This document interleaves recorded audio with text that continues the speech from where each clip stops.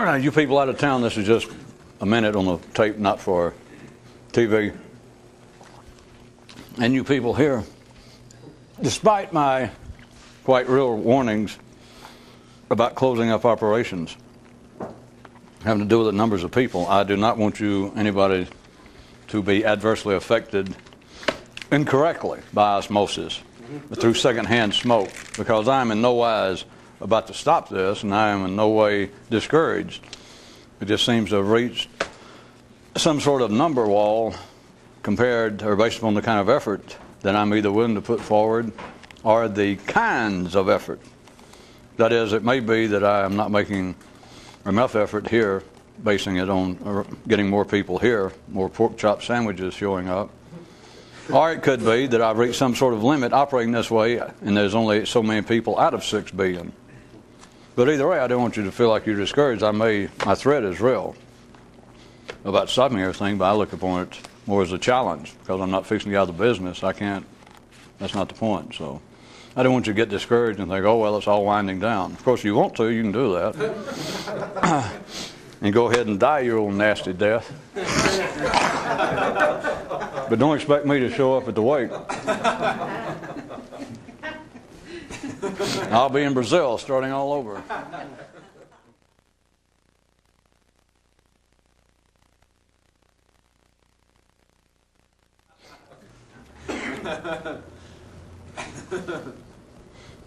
Rio.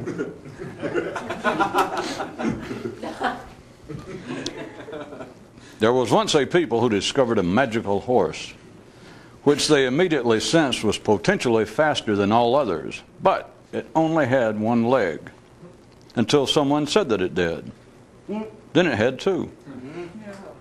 And once someone noted the 2, it had 3, and so on, until it achieved the potential they had initially supposed. Non-chaotic data transmission. The steeds of cosmic knights are not limited to 4 legs. Extragalactic finding. Never close down the data transmission too soon. One man asserts that the everyday grievances and afflictions of life affect him less and less the more and more he realizes the problems his own mind causes him. One man's mind again spoke up. Why, oh why, do you continue to find fault with only me? And he replied once more, because only that which has unfulfilled potential is worthy the effort. One man had an unruly child, but so many around him seemed to have one also that he accepted the situation and let him grow up and die in that condition. One reason men like metaphors and parables is that they never call them personally by name or identify the specific human functions they refer to. Yeah, you won't like it, but additional notation regarding man's creative stratagems and their true purposes. Early on, men invented numbers so they could count things rather than have to think about them. The thing about being an ordinary man is that if your mind says, it works for me, it works for you also. I leave to you any qualitative judgment in this matter. In a certain family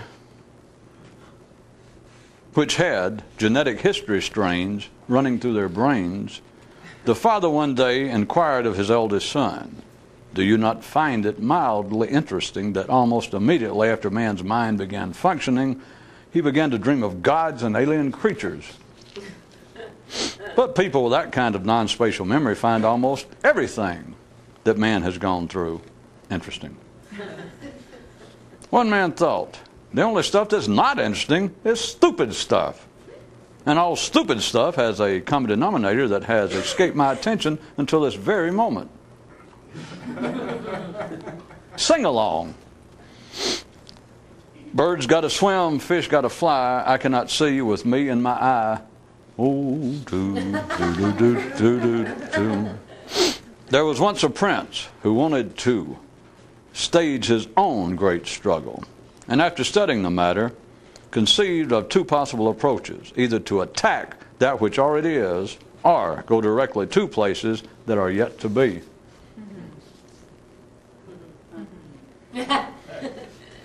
A man once threw a coin into the ocean to see how many of the waves would grab for it.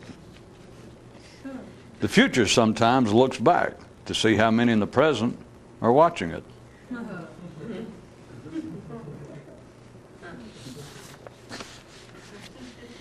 Another brief history of man's discoveries and their aftermath. Once the initial intrigue subsided and men realized that dreams signified the fact that the mind was never going to shut down, they knew they were in trouble. From our non-local psychiatric encyclopedia. The difference between a mystic and the insane is that if the mystic does it, it'd be on purpose. A gentleman who, on occasion, had visited areas beyond his normal place of residence, upon hearing this, mused to himself that, unrealized by neighbors, the true derangement is to be found in the normal thinking of everyday men. Back when, once men concluded that their mind was someone else speaking to them, the die was cast, the deed done, and the machinery properly set in motion. The trail to back when is part of the memory of very few men. For those who don't believe there is a difference between thinking and consciousness, consider the fact that as long as you're thinking, you can't be more conscious.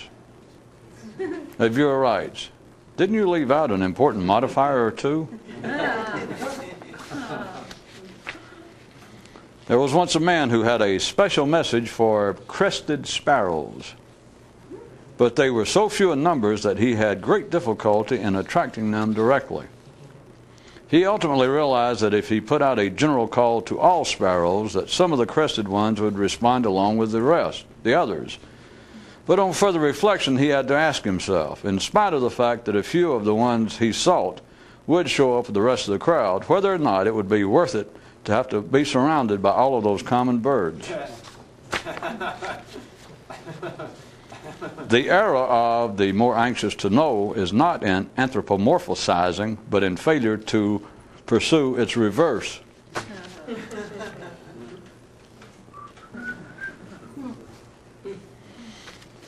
Well, we got doggy bags. You can take that one with you.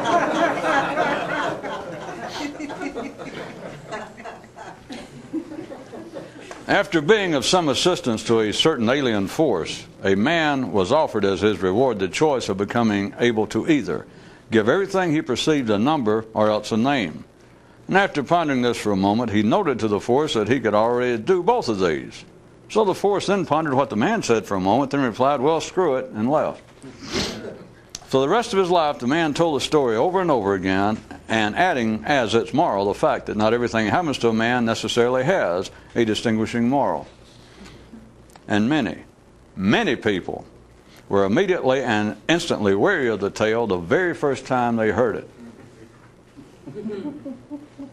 And here, yet another fashion clash between local priests and philosophers on the one hand, and those who visited other lands on the other, in that while the former believe that there must be some specific purpose to life, the latter are dressed for all occasions.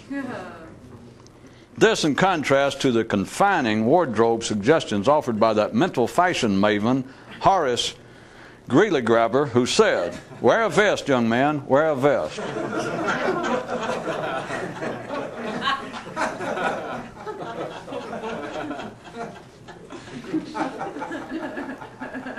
While it is not accurate to say that it is the mind that awakens one, it is fair to say that it is the mind that will keep one from awakening. After surveying the collective's lack of interest in the subject, one man said to himself, "If I myself do not undertake the study of consciousness, who will?" On another world, when life produced its thinking creatures, it gave them a choice to either be born fully completed and to speak and think plainly and directly, or come forth in an inchoate condition with talk and thought always askew. "Hey," said one neuron to another, "what's askew?" And no one replied, "I don't know, what's new with you?" And them both being local residents, they understood well that although there is nothing fresh or new in a straight line, one must pretend otherwise to retain citizenship. We don't have a doggy bag big enough to take that one along with her. At the physical level, to keep a relationship going, you must act as though the other party still interests you, even if they increasingly do not. If I told ordinary people that this also applies to the operations of their mind, there would be little likelihood of them hearing me. Birds of a feather flocking together is not a half of it. For his oblique-teenth birthday, as a study aid, one man gave his son a neurologically correct doll.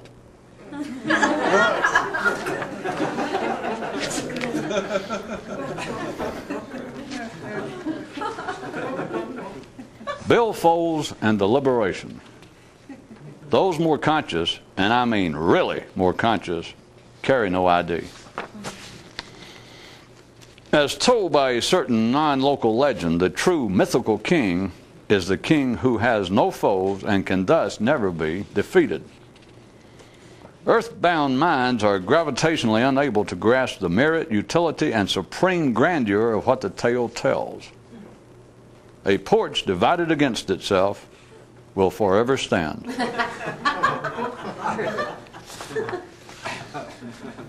One man traded in all of his prayers, dreams, and mythical gadgets for one erratic drummer to set the tempo for his efforts.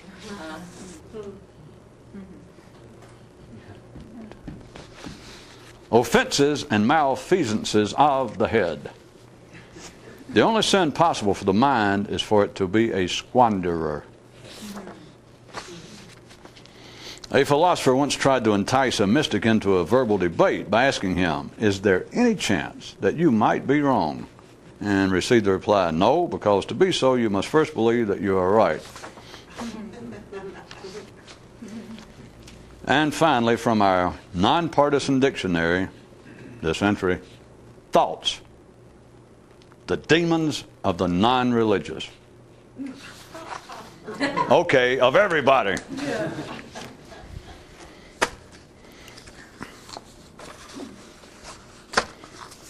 Pretending to pick up from the last time we taped to give the illusion of some sequence, cohesiveness, if not downright vacidity, of these discrete, separate, and totally unrelated episodes. I'd refer you back to, or to rephrase what we were talking about last time, maybe, was that the problem was fixing on a problem. That is, of identifying a problem, is that you will then squander, dissipate your energies after that on the problem. For anyone who was not here last time we were talking, or if we weren't actually talking about this and I just said that, I believe either in this life, another life, or on another planet with another group I was talking to last time,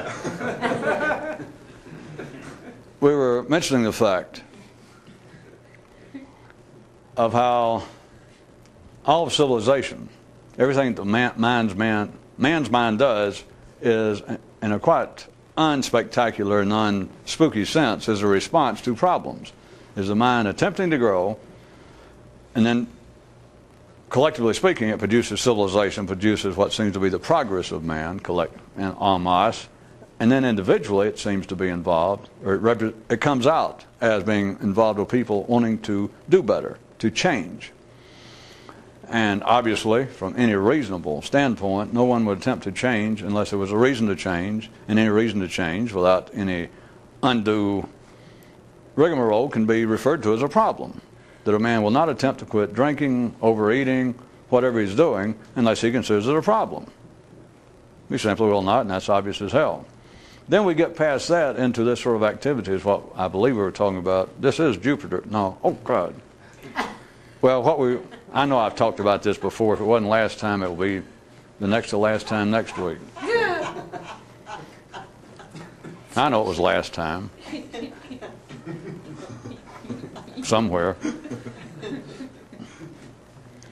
And I was pointing out that all mystical systems have to be based upon. All attempts for a man to change his consciousness is not free from what I've just described. Just because people believe that they're involved in extraordinary activity, which they are, if they are.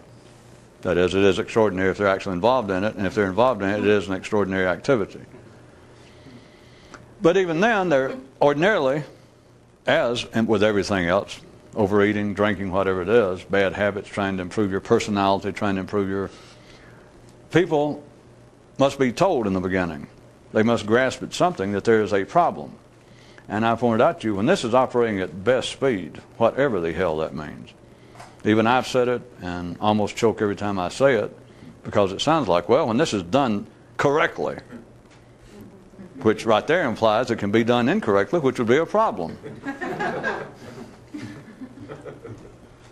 I personally, normally, to protect myself from those intergalactic suits and haranguing letters from aliens, I normally say when it's operating at best speed rather than correctly. It's when it's going at its best.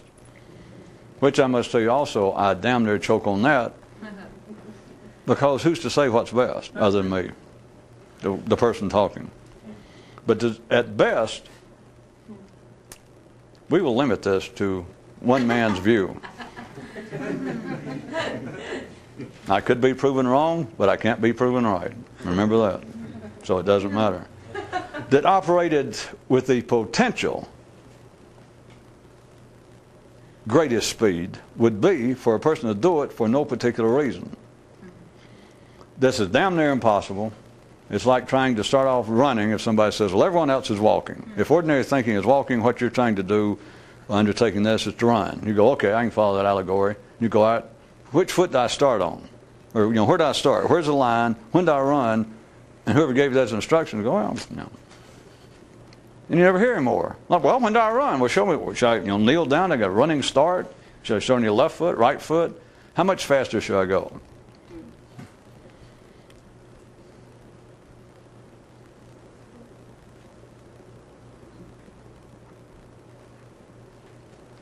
Why do all the systems have a system to them?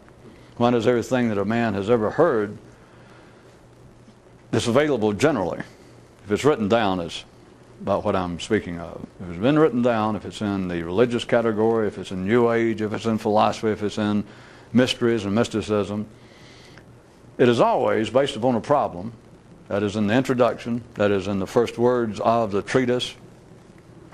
But then why it survives, why it seems to be where they're being written down and remembered, is that there is a way to approach the problem. But the problem must be stated first. If you never state the problem, what the hell are you going to do?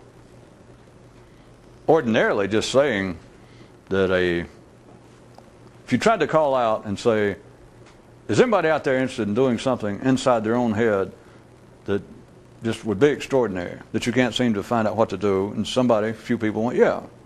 And you go, well, great. Glad to hear it.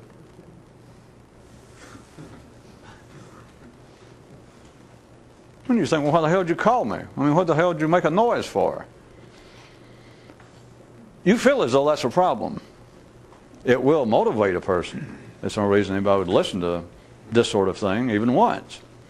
You say, listen to it because there's a motivation that I want to change, but you've got to remember that people want to change, and they feel like being alive is a problem. And being alive is no problem. If you think being alive is a problem, you'll never get around to this sort of thing. Because being alive is not a problem. You live and you die. There's no problem. For people, it's only the crudest of people, only the simplest, the ordinariest of people believe that there's anything serious about life. And there's no way to describe it. I can make jokes forever about being serious and apparently poke fun at things. But there's nothing to be poked at specifically that's deserving of it. There's no selective foolishness going on in life.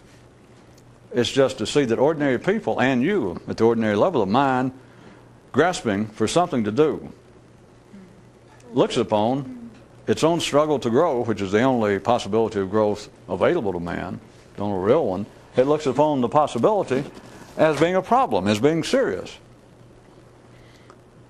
Then they fall into the world of personal anecdotes. That is, they take it personally.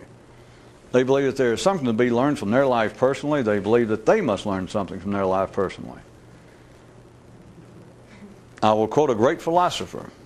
I normally hate to do it, but it says, a porch divided against itself will forever stand.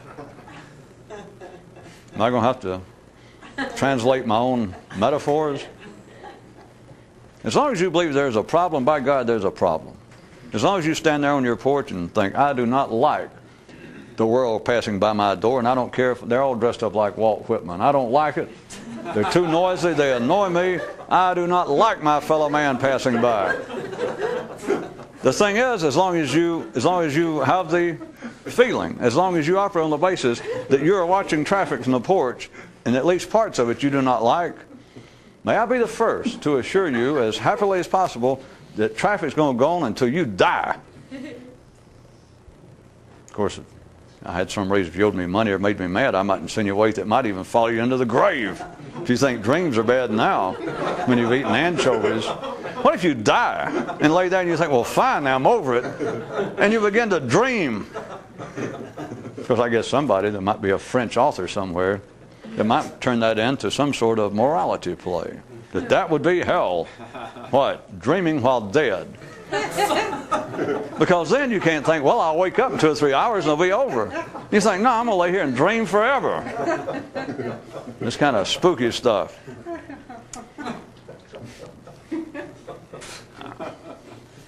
I could have called it other things, but some of you, I will assume by now, is beginning to see why I've used the word serious and kept apparently picking at it.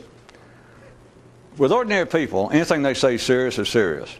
That's the way it's supposed to be. Everybody's got their own porch, everyone has their own mind, everyone is looking out at life, and there are things that they do not like that's going by. Of course, I keep saying going by out there. If you get just a little bit better, you realize that going by in here is just as important. Said the chief, temporarily in charge of understatement. But ordinary people, they're born here on a porch. They're born with what appears to be their personality, whatever explanations, and they can get involved with that and keep their porch divided. There's something calls their mind to be that way. Nobody, just a point blank, blunt, plain, everyday look at it. If one was studying consciousness instead of waiting to hear from others, which you're never going to get a message, if you study it yourself, you realize I was born on this damn porch. What else is there to say? It's only ordinary people that go, well, I don't know about that. They go into discussion. Think back. Your first thought, you're on that porch. The first thought, the very first thing you can remember, each person was on your porch. Now what are you going to do? If you're ordinary, you're going to spend the rest of your life wondering, well, did somebody put me there? Okay, somebody put you there. Did they have my well-being in mind? Were they trying to trick me? I mean, at first blush, you may think, well, that could be important. How? Well, it's important if you want to keep your porch divided against itself. And it will stand. It will stand the onslaught of superior thinking. It will withstand and fight off any possible force to make you more conscious on the porch. No, no, no. You're safe. You're sane.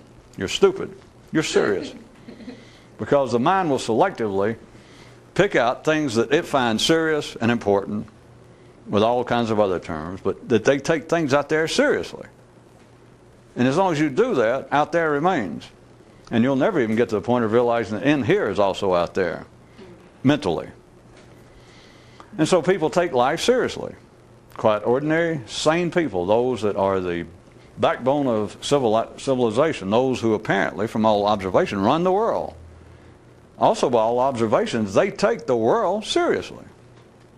And you wouldn't want it otherwise. You wouldn't want a president get elected and suddenly start showing up wearing the nose and glasses and funny hats and wearing buzzers when he meets the new president of France. You don't want a silly person. You want a guy that's taking things seriously.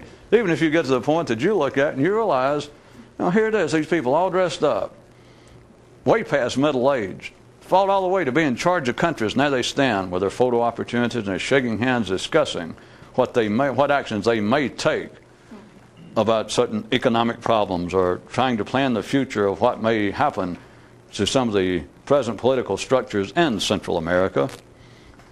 And once you see that they got no idea, this might as well be children, literally. It's an easy, if you're ordinary, you might think it's an easy simile to make. But it is literally looking like kids used to. Look at a little boy and girl.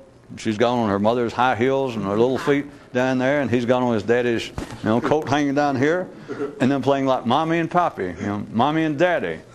And I'm going to work. And you think, oh, how cute. It's the same thing.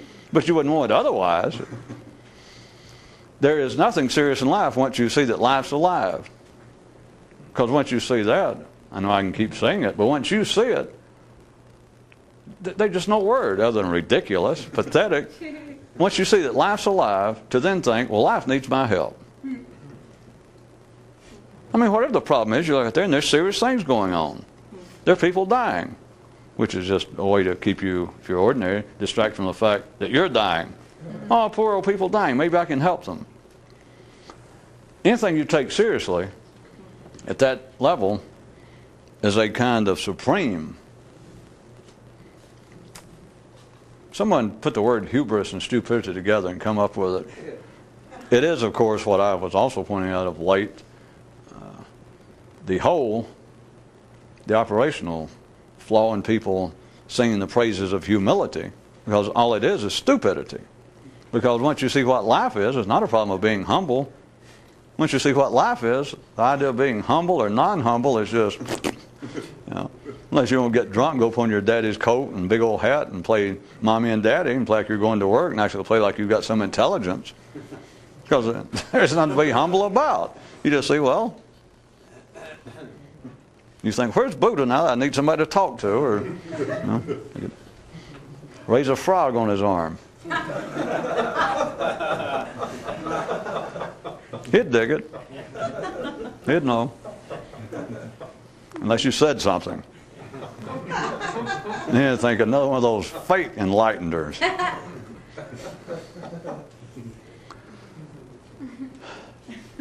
Every time the mind takes something seriously, you have identified a problem.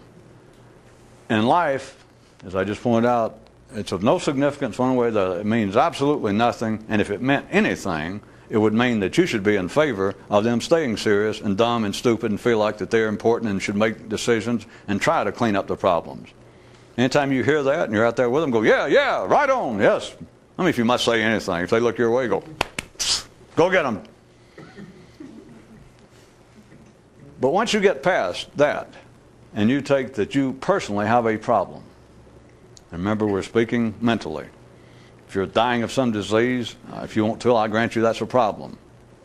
But you're in the wrong place. Nobody can stop death.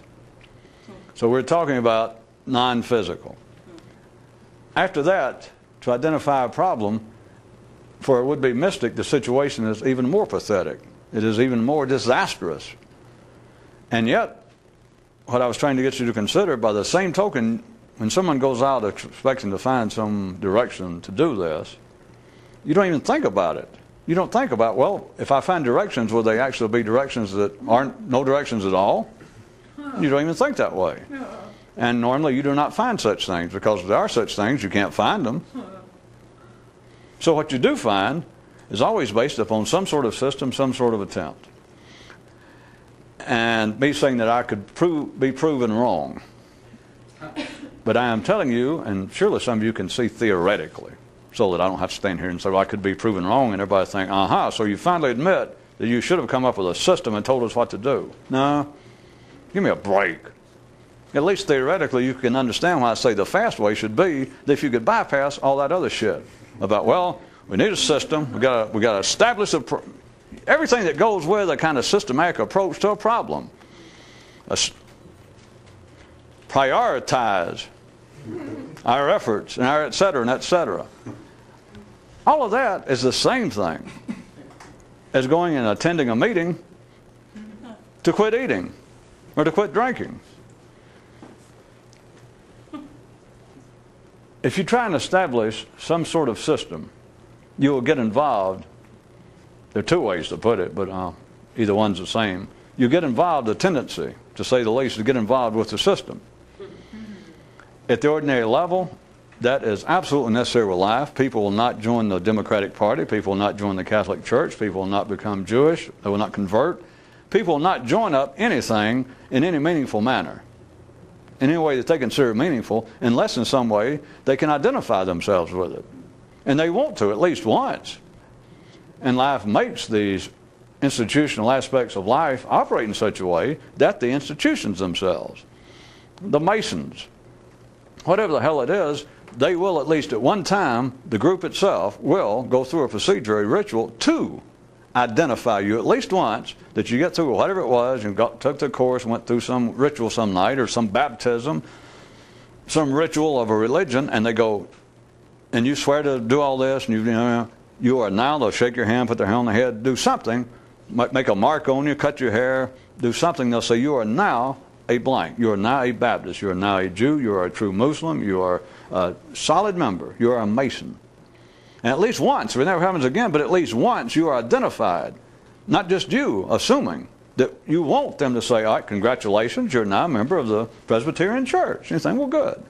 If you never hear it again, at least you went, whatever the effort was, somebody said, you have bypassed or you have surpassed the problem. The problem to begin with was that you were not a member of a church. You wanted to be, that you were not religious or whatever. You consider that a problem, and you considered the way to solve the problem, the way to treat the problem was, it's obvious. If you felt the need, if you were a person who felt the need to be religious, and you had no church, you had no religion, then, I mean, it's simple, you would think, to cure it. I'll go join a church. And they tell you, well, all right, read this book, come back next week, bring some old clothes, we'll give you a baptism, we'll ask you a couple of questions, we'll ask you if you agree to our creed, read it, and look it over, think about it, and come back, and if so, you'll be a member. And you say, well, that's the way it goes. That's the way you should do it. But do you remember after that, if there was any, let's give religion itself, since I'm using that again, it's a fair example, give it the original potential of something a bit meta-gnostic, a bit transcendental, the original purpose. And so that is what drove you, let's say, my fictitious person, to become religious. You felt as though I will benefit. Is there a problem? For whatever reason, I'm beginning to fear, whatever it is, you think I would be better if I were religious. So you approach the problem on the basis that it can be treated, and it can be treated obviously by becoming religious. And there's churches there with names, and they say, yes, you can join. They may ask you a few questions, and they say, well, come back, and we'll go through this little ritual, and you will be a member. You then, let us say, if you're an ordinary person, you feel as though the problem has been alleviated. It has been tempered at least, and you feel better. They all congratulate you, all the members of the Presbyterian Church, the local there where you join, they all come around, they say hello, and they swap names, and they say when the services are, and tell you from now on you're one of the family. So then, whatever the motivation, I was giving a certain transcendental possibility that drove you to want to be religious originally. That is now functionally almost a non-entity. Because now, whatever it was that drove you to be religious, you do not ever, quote, think of it in that way. You're not aware of it anymore in that way. You now think of it as being a Presbyterian. Mm-hmm. But now you understand, with an ordinary person, they will feel as though that did cure the problem. Maybe not all their uncertainties in life, and etc. But you should know this. You've probably been through some of it, but you can hear it, that the person says, well, now that I have, or maybe just reconverted, rededicated yourself to the church again after you got grown. And you say, well, I drifted from the church for 20 or 30 years, and I thought I knew it all, and blah, blah, blah. But I do, you might ask the person, after they got through with this, they went back and go through the procedure and got rebaptized or whatever the ritual was, and they say, well, congratulations, you are now back a full member of, in good standing with the Presbyterian Church. And you ask the person later, would you feel better now? Because it took some effort. They had to snap there maybe with other little kids and stuff, and here's a 50-year-old man. He goes, yes. And you say, would you feel better? And he says, yes. And you might see him a month later and say, are you attending church? And he, yeah, I feel better about it. But now, whatever it was, remember, I'm giving a potential. Well, to everybody, there was a potential mystical impetus to start with, way back there, that makes everyone that becomes religious, that's the origins of it. But if you ask the man now, and let's say that he experienced that was what was driving him in his later middle years to go back to the church. That, and of course, fear of death, but we'll ignore that. I know a guy tried to start a church, he was going to run a church that he thought was going to be truth and advertising kind of church. And he called it the Church of I'm Afraid to Die. Thankfully, he didn't spend a lot of money on a down payment on a rent on a building, because, I mean, he was looking to me for successful marketing techniques after that. No, I'm not going to tell you who it was. I bet you can guess. If you ask the person now, follow this because it's in you, it's not in somebody else, what I'm talking about. The person can say, an ordinary person, and I'm not questioning this whatsoever, because it's true to them. If you say, well, do you feel now better that you are back in a church, that you are now a reconfirmed Episcopalian or Presbyterian or Jew or whatever, and he goes, well, yes. Do you understand that the more, and let's say that he feels satisfied, or that's as much effort as he's going to expend. If you say, well, does it, you feel much better, does what was troubling your middle-aged soul, what was troubling you in your years, does the problem seem to be tempered somewhat? And he goes, yes. As a matter of fact, I feel much better. I now attend church almost on a regular weekly basis. I participate in some of the programs, and I read the Bible. I do whatever. I do certain things, and I do feel better. I'm going to tell you the truth. I do, and I'm not ashamed of it. And you say, well, I'm glad to hear it, if you knew the guy. So at the ordinary level, it has been salubrious.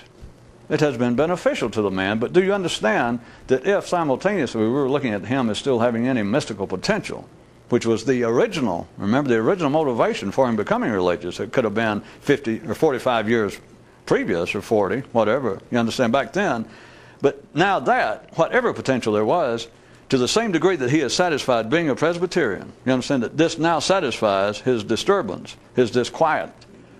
To that same degree, there is no chance of him actually quieting the disquiet. That if you're satisfied, having identified the problem and taken some measure that apparently helps, to that same degree, you cannot go back and actually do anything about what caused the original disquiet. There is one of the world's great popular cliches, not the most popular, I gave you the most popular last week, but one of the most popular is, and it's used even beyond a cliche now, it's used as a political gavel on or spear that people use on one another. It's taken as a truism, and that is that someone will criticize someone else's operations, primarily in the political arena, and say, well, what you people are trying to do, you're trying to deal with the symptoms instead of go back to the root causes.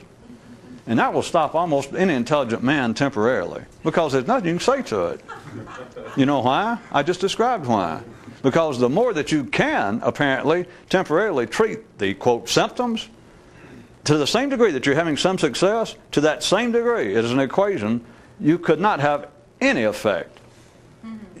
You even have decreasing potential awareness of what the cause was. Mm-hmm. But it's one of those, there it is, outside of religion, it's the same thing I'm speaking of. The more that being a Jew or a Presbyterian or a Baptist, the more it cures what seems to be the disquiet of your soul, to the same degree, to that same degree that it succeeds, and that you say, I feel better. To the same degree it succeeds according to you. To that same degree, if you had any still interest, or if we were just going to talk about it, the same interest that actually caused it, the desire to know the secret of life, to the same degree that this now satisfies you, or calms you, acts as a balm, treats the symptom, to the same degree you could not have any knowledge, any awareness, you could not even look back good at, as they would call it, the cause. Of course, the cause is being alive. But that is, I could have used a whole evening using that political truism, but you ought to be to put together yourself the whole thing of them saying, well, and people can turn it right back on each other. There is no objective end to a stick, remember. There is no objective. You can pick up a stick and beat a guy, and as soon as you throw it down, he'll pick it up and beat you with it. So I don't mean there's any objective authenticity, any validity, any weight to the truism. It's just a stick. Because one guy, a conservative, a Republican, can stand up in Congress, to use our political body, and say, well, you Democrats are wanting to raise taxes and put in new social programs. Now, you're just going to give jobs and keep people on the public dole. But all of this, I know that people need jobs and people going hungry. I'm not saying that. But you people, again, you damn liberals, you Democrats, you big spenders, you keep doing that. And all you're trying to do is patch up. If they really think they're getting clever, they now say, you're trying to treat a cancer with a Band-Aid. And if the other side's not all that literate and look kind of puzzled, they say, you're just trying to treat the symptoms and never back to root causes. And the other side of the aisle goes, oh. But then 5 minutes later, it's the same thing. It's not that there is any objective or objectivity to that kind of battering ram. But it stops everybody, because you cannot, if you're saying, there is no real response to that. Think about it. No matter what it is, I just picked out the obvious one to say, well, you can keep putting the poor people, the underclass of society, you keep putting them on the public payroll. You keep giving out money, our tax money, but all you're doing, you're treating symptoms, not the cause. Whatever the situation, it could have been religious, whatever it is, if you're on the other side of the aisle and you've just been accused of that, and you're a normal, sane person, the kind of ordinary person would be in the halls of Congress, and as the camera turns to you, or the guy actually looks at you like he's expecting a reply, there is no reply. Because at that level, it's down there irrefutable. I mean, you can't agree. The other side, it doesn't make the other person agree, but they realize this. Without realizing that they realize it, they realize life ain't a problem, so there ain't no cure. But the ordinary mind can't realize that, because if it did, everybody'd be out of a job, at least in Congress, or in the churches, or in the prisons, in the dance halls, in the bars. How would we get a drink? And who'd look after you once you got arrested?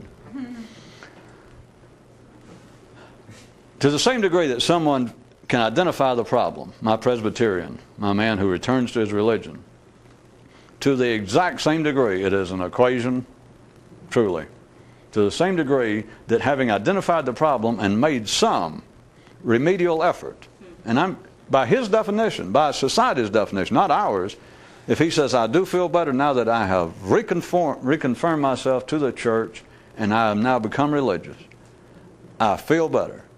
To that same degree, that's what this represents over here, on that side of the fulcrum, and over here, it's to the same degree that he might have understood, let's mix them up, take the political truism, the cause, and not the symptoms, the cause of the underclass, the cause of crime, criminal behavior. We're just working on the symptoms. That's the symptoms. And you apparently treat the symptoms. I reconfirm myself back to the church, and I feel better. But then if you were actually still interested in the cause of the disquiet of my soul, to the same degree that this now satisfies you, that you're working on the symptoms, you can't even perceive of this. And I say perceive of it, it's just, you're not interested. If doing this, if going to church soothes you, there's an old story, or a bunch of them, about guys waiting around for the door of enlightenment, people going to monasteries. In fact, I think I made up one now that I think about it. That's the danger of making up so many stories, that sometimes I now say, there's an ancient old story. And I know some of you, I'll start telling it and I think, God, that sounds familiar. And then I'll look at some of your faces and I realize, well, shit, I made that thing up. I keep thinking it's an old Hindu or Zen or yoga story. But about a guy that goes to a monastery, that kind of thing. That he's just convinced that they're the one place, and it's got a door in the side of the mountain, a little peephole, and he gives them the whole story about, I got to come in there, isn't this so-and-so, don't you do something? They go, yeah. They go, okay. The only guy that can let you in, though, is the head monk. And he only comes to the door just whenever he wants to. And if there's anybody here, he'll open the door, and he'll let you in. But I'm talking about he opens this door, and we never know when. Nobody, he just come up, and he just does it. He'll open the door, and whoever's there can come in. But it's like he'll open the door like this, and then he slam it. And then he can go away, and it could be, the guy goes, you talking about like months or years? He said, he might walk away, and we don't know when he'll do it again. So he says, you got to be vigilant. And so there the guy stands. Of course, it might have helped if I'd built it up there, went for years and years and had to save and struggle and go all over the world and go through all these search to finally find it. And then to get there, and they said, this is it. And so he stands there.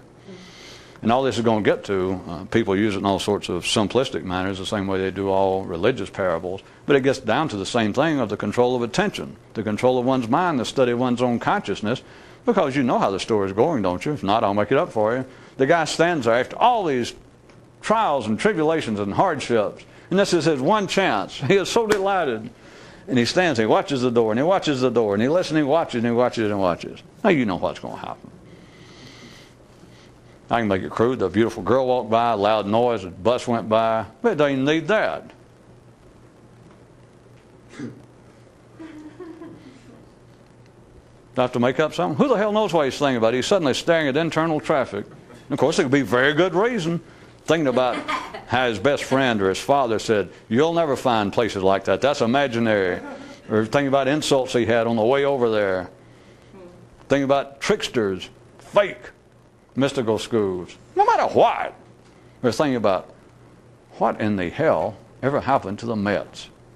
And he looks down, and the door goes, zoop, and he suddenly hears clack, and he looks. You know how it goes. The door just closed.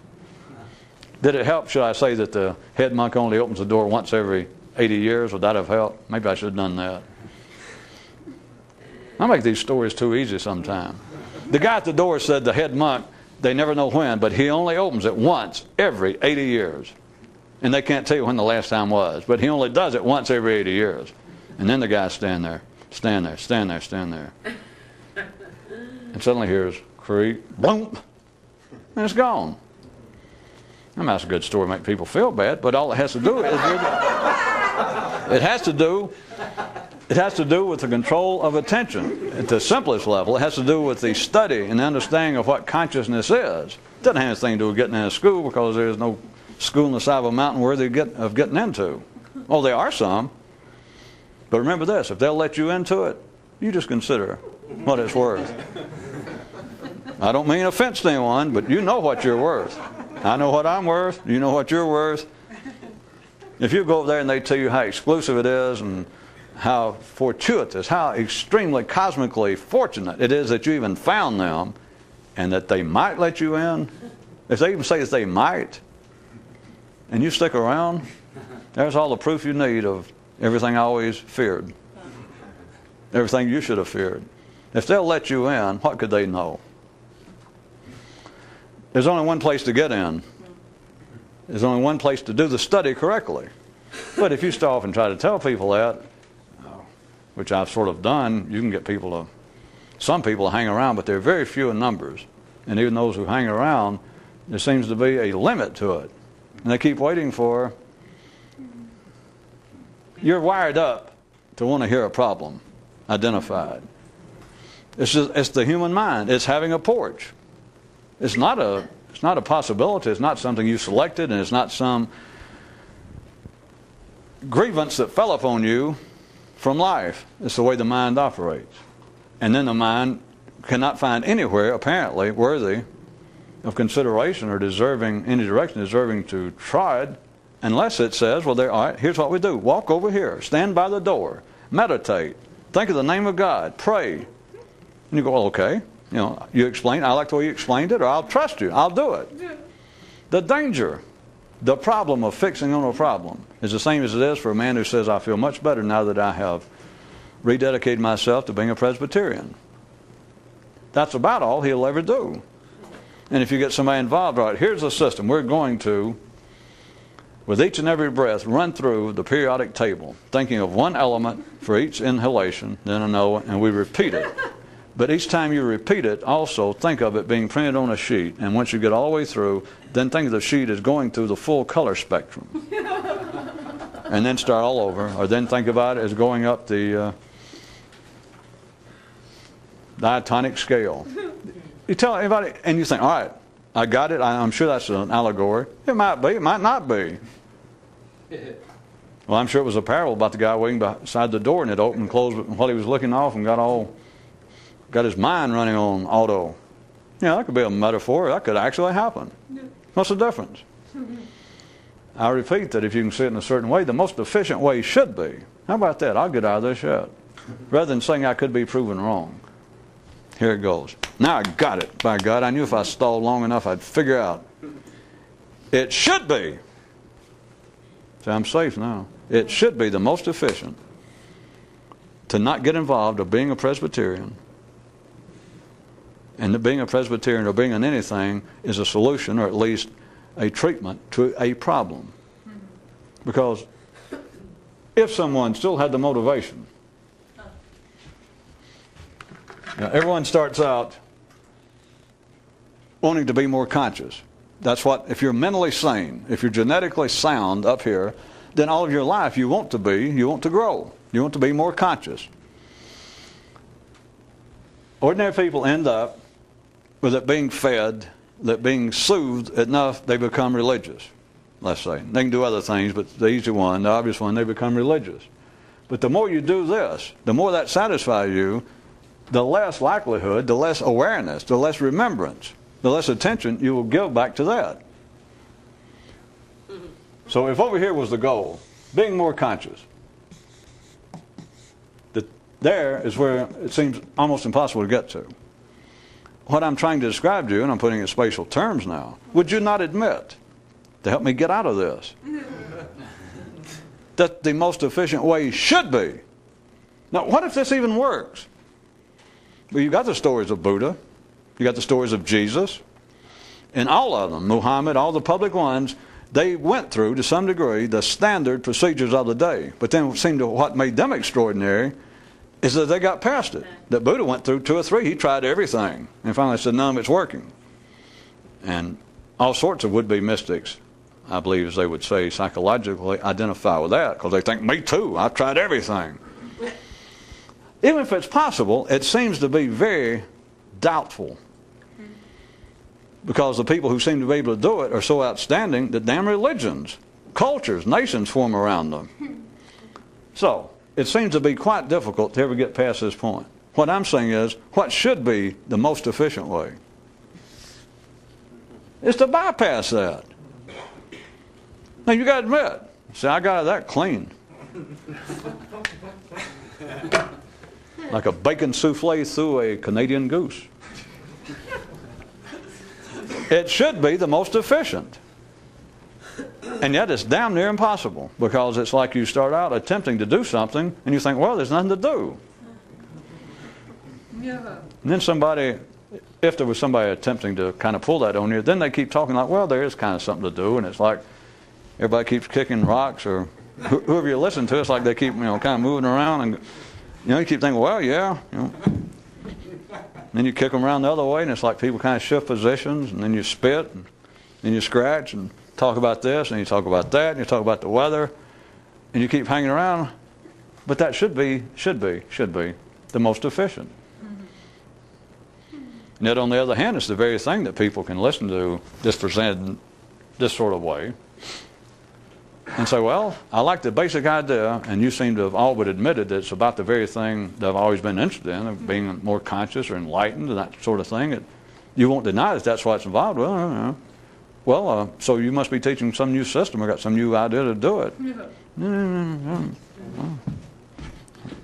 Well, so you're not denying that you might have. Well, so you're not denying it. All right. Now, rather than us get involved with this is going on between me and somebody else, you do it to you. You think, well, what am I up to? What am I up to? What am I up to? What am I trying to do? Or if I do quit drinking, will it help? If I do start calling my mother every day, if I do go back and try to pay up all the child support to all my first and second wives, or you think of all these things, of all the problems. Maybe I should go to another culture and try to find some mystical teacher. All of that standing around kicking. You can even end up having no system, and it become almost a system. I said almost. That is the, again, I propose to you, I proffer, submit for your kind consideration that it should be the most efficient, but I will say that it's impossible for it to become a system. The system is the study of consciousness. And you tell somebody that, and they go, I like it. How do I go about it? Okay, go join go find a bunch of people and get down with them, and maybe, won't you save up, maybe buy a chimpanzee and a labyrinth, or some mice. Build your way up. And they go, well, good, now we're getting somewhere. Are you serious? if the method is the most efficient way, if all the methods amount to one thing, all the mystical books you've ever heard from St. Augustine, Aquinas, Kempis, Rumi, all the mystics of all the ages that are apparently praying to God, pleading, pay attention to me, God, why won't you return my love? They're all one thing. It's the mind attempting to study itself, and it's crying out that I wish I could bring this under some control.